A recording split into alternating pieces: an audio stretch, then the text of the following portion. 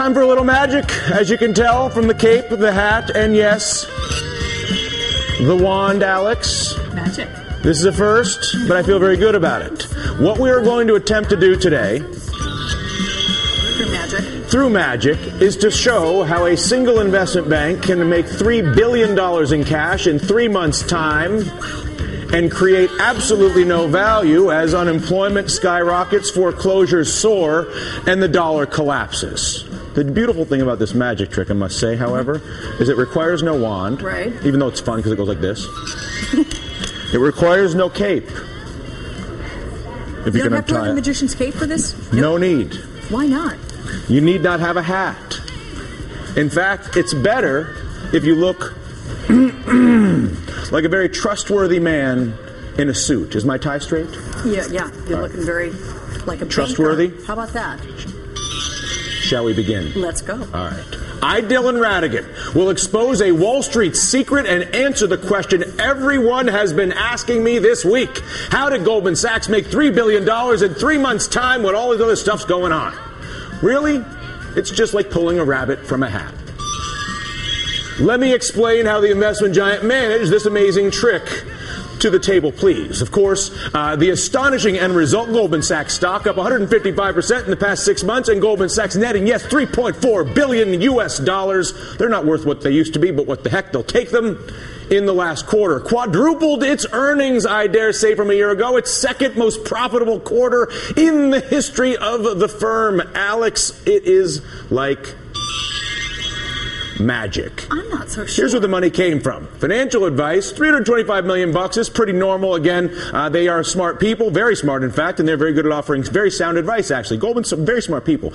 Selling stocks, again, pretty normal Wall Street business, $363 million they made doing that. And then bonds worth about $200 million. I've said that one again, not a big money, but it's narrow margins. These are very transparent markets, so a lot of people can see the customers are well informed. Okay. So you get basically an efficient price. It's a totally legitimate services, for sure. And more bond underwritings, they make more money. More stock, they make more money. Makes sense. But then there's this last item. $10 billion in a single quarter from what they call trading and principal investments. So what does that mean? Well, basically, when our country crashed financially a year ago, Goldman Sachs used all the taxpayer money they were given to buy up all sorts of properties and investments. And now that the economy is recovering, Goldman Sachs is getting rich on the back of the American taxpayer. Since last October, Goldman Sachs has received from the government, that's you hardworking American, thank you, presto, $10 billion from the TARP, presto, $11 billion from the Fed, poof, $30 billion from the FDIC, and yes, kazam, $13 billion from AIG. That a total of, yes, $70 billion US dollars. Pretty good, right? A lot of money. Yeah. Here's where the magic comes in. Take a look at the chart down here. This is the S&P index right here. This is, again, a representation of what happened to the value of almost every asset in the world as a result of the financial collapse. Okay. So, again, over you can see the stock market was sort of moving along there. I got a cigarette on my thing. I don't know why. You can see the market sort of marching along and goes in the gutter here. You see that? Yep. At the point that the market goes in the gutter last fall, we give Goldman Sachs $70 billion, as we just described. Yeah? They take that money and begin acquiring assets at a time when no one else in the world has any money. Imagine, if you would, that you are on your block, and how many houses are on your block? I would say 10. 10 houses on your block. Now imagine that every house on your block collapsed in value and was suddenly only worth 10 cents on the dollar because there was a great financial panic and a great real estate panic on your block. I have to imagine. It happened, right? Now imagine that you went to the taxpayer and they gave you, Alex Witt, because you're Goldman Sachs, $70 billion, and you were able to go and buy every house on your block for 10 cents. Make sense? In other words, they came into this distressed asset pool using taxpayer money when every other bank had collapsed. Bought things cheap. Bought everything on the cheap. Okay. Then, and they bought it, which is fine, other than the fact they bought it with our taxpayer money with which they would have otherwise been bankrupt. In other words, Goldman Sachs doesn't exist without taxpayer help.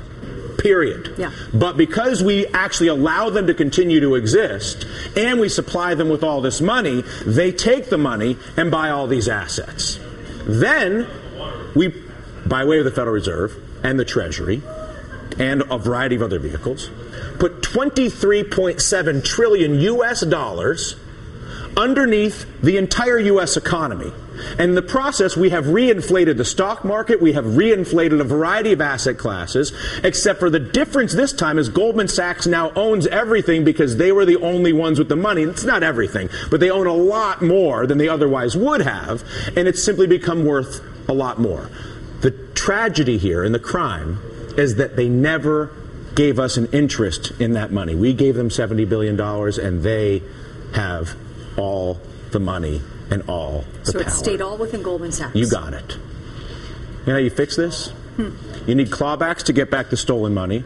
Those profits of Goldman Sachs are the American taxpayers' profits. They're not Goldman Sachs' profits. They used our $70 billion to do it. And we need to get rid of this practice of invisible exchanges where no one can see anything in the financial markets, and then the taxpayer suddenly is on the hook. I think it actually can be done. Can I ask a question? Please. Is this illegal or immoral? This is... Well, it depends on your feeling on stealing, right? So this is legalized theft because the Treasury Department, run by former Goldman Sachs CEO Hank Paulson, delivered the money without any strings attached to his former colleagues at Goldman Sachs.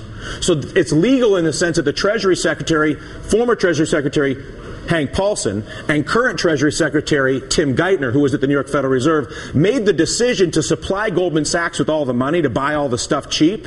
And they made the decision to supply it with no strings attached. So the crime that was committed, in my opinion, by Treasury Secretary Paulson and then Fed Governor Geithner, who, as custodians of America's wealth, made the decision to allow the use of that wealth, the gift of that wealth, to one investment bank, so that that investment bank could accumulate power over all the assets in America, and they themselves could perpetuate the system that they benefit from. This is looking a little bit more like black magic to me. Yeah.